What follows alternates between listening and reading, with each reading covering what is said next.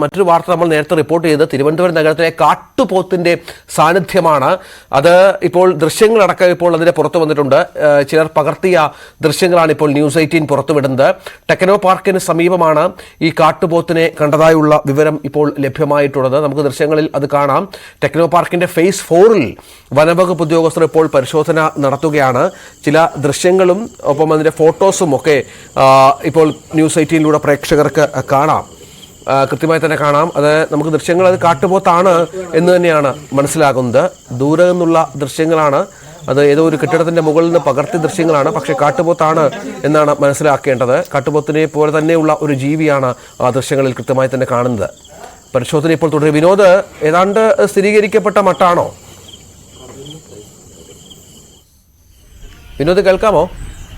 രഞ്ജിത്ത്, കാട്ടുപോത്തെന്ന് തന്നെ സ്ഥിരീകരിച്ചിട്ടുണ്ട്. കഴിഞ്ഞ ദിവസം ആണ് ഇതിന്റെ ഒരു സാന്നിധ്യം കണ്ടെത്തിയത്. ഒരു കാട്ടുപോത്താണ് ഇവിടെ ഈ പ്രദേശത്ത് ഉള്ളതെന്നാണ് നമുക്ക് ആ ദൃശ്യങ്ങളിൽ നിന്ന് മനസ്സിലാക്കാൻ കഴിയുന്നത്. ഇപ്പോൾ ഈ വനം വകുപ്പിന്റെ പരിശോധന ഈ പ്രദേശത്ത് നടക്കുന്നുണ്ട്. ടെക്നോ പാർക്ക് ഫേസ് 4 ആണ്, മംഗലപുരത്ത് ഈ ടെക്നോ പാർക്കിലും അതോടൊപ്പം തന്നെ ആ പരിസരത്തും ഇതിനോട് ചേർന്ന് ജനവാസ മേഖലയുണ്ട്. കുറെ സ്ഥലങ്ങൾ ഈ വനമേഖല പോലെയാണ്. കുറെ സ്ഥലങ്ങൾ കാട് പിടിച്ച സ്ഥലങ്ങളുണ്ട്.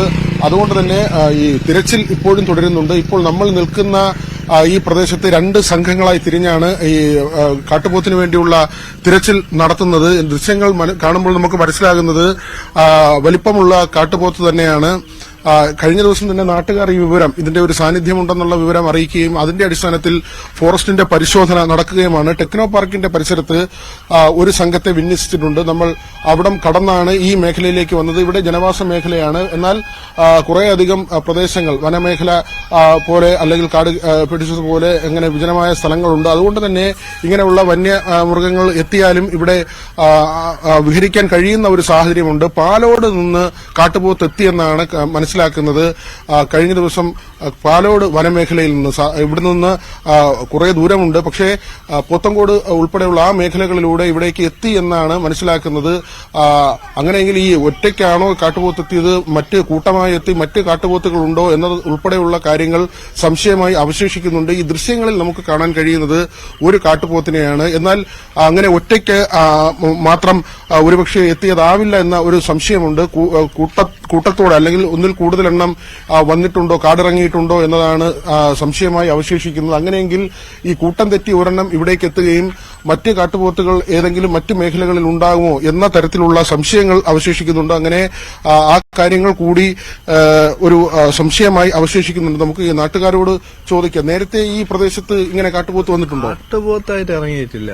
ഇപ്പൊ ഇറങ്ങിയിരിക്കുന്നതെന്ന് വെച്ചാല് കാട്ടുപന്നി ഒരുപാടുണ്ട്. നമ്മളിതുപോലെ ഒരു രാത്രി പോകുമ്പോൾ എല്ലാവരെയും കാട്ടുപന്നി ഇടിച്ചിടുന്ന പരിപാടി അതെല്ലാം ഉണ്ടായിരുന്നു.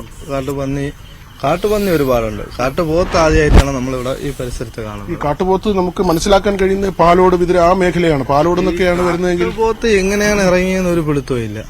പക്ഷെ കാട്ടുപന്നി ഇഷ്ടം പോലെ ഉണ്ട്. കാര്യം ഒരുപാട് രാത്രിയൊന്നും പുറത്തിറങ്ങാനേ പറ്റത്തില്ല. കാര്യം എല്ലാം ഇല്ലാതാക്കാം, റോഡിൽ പോകുന്നവരെ ഇടിച്ചിടക്കം. ഇവിടെ ഒരു പയ്യനെ രാത്രി കല്യാണം ഒരാഴ്ച ഉള്ളായിരുന്നു. അതിനു മുമ്പുള്ള ഒരു പയ്യനെ അവരെ കാട്ടുപന്നി ഇടിച്ചിട്ട് വളരെ അത്യാസന നിലയിൽ കിടന്നതാണ്. ഈ കാട്ടുപോത്തിനെ കണ്ടതായിട്ട് അതിന്റെ വീഡിയോ ഇറങ്ങിയല്ലോ.